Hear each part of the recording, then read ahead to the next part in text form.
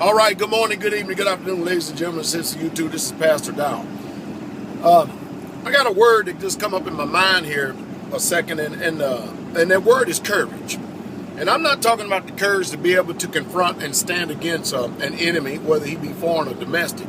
I'm talking about the type of courage that you need in order to challenge your own belief system. Because, whenever change is coming about or taking place, we're already predisposed, or let's say preset. We come hardwired preset to believe what is already in us, and never ever taking a second and look and challenging our own belief system. So a man or woman must possess a great deal of courage, or you need to possess a great deal of courage in order to challenge your own belief system. Because how many things have you ever believed in life and you thought it was gospel truth, only come to find out later on, through much experience, that it was not true?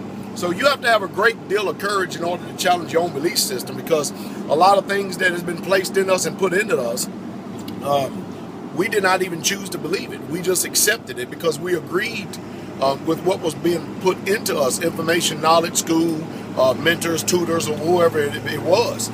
But when we become old enough to begin to understand things for ourselves, and we begin to say this famous word, no, that's when we need to do our own independent research and our own independent investigation to find out if what we really truly believe, how we've been functioning all this time, is it really truly the truth? So you have to have courage to be able to challenge your own belief, because the majority of the people in this world that is caught up in the matrix, they don't have any courage whatsoever at all. They just accept the things the way that they are without ever doing their own independent research or investigation to find out, to see if what they believe is true. They just has accepted it simply because they agreed to it.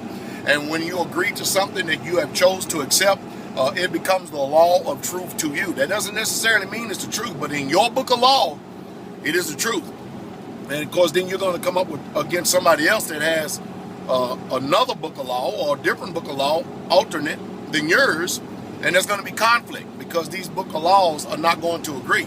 So therefore, we all have to have a basis of what we consider to be what truth is, because we can't continue in this life, or we cannot go around in this life defining truth under our own terms. We all have to default to somebody, someone.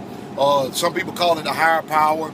I call them the creator, universe, or the most high Yah. But whatever way, or whichever way you choose to live your life and stuff, there is a truth. And coming to the knowledge of that truth is paramount. And that is the truth, and very few people are not going to walk in that truth. As a matter of fact, the majority of the people, and this is the conclusion I come to, are actually going to go the same way of the masses, which is what I call into perdition. You have to be content to go against wind and tide. And when you're pushed against, you have to be, or at least have the courage to push back when somebody's pushing against you. Because the one thing about it is that if you're following the masses and you have that herd mentality, you're going to probably end up in the same condition and in the same place as the masses. So, it behooves us all to learn how to think outside the box and start using this thing that's sitting on top of our shoulders up here called the mind, and exercising it. Because when you don't exercise it, you are going to live your life in fear.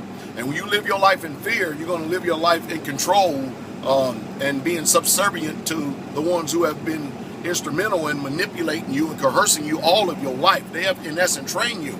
And because we all like to be accepted, we'll find ourselves in the mirror image of the people who we are looking for their acceptance from.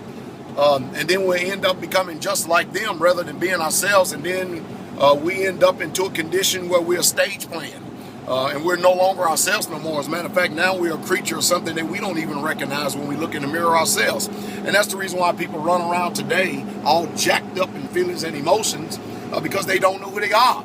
So let Pastor Dow tell you something this morning, give you a little bit of instruction here. Know thyself and know who you are.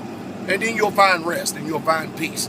Anyway, I just thought I'd give you that words, or those words of edification, exhortation, and comfort while I'm out driving today. I'm holding this phone in my hand, trying to do the best I can to stabilize this.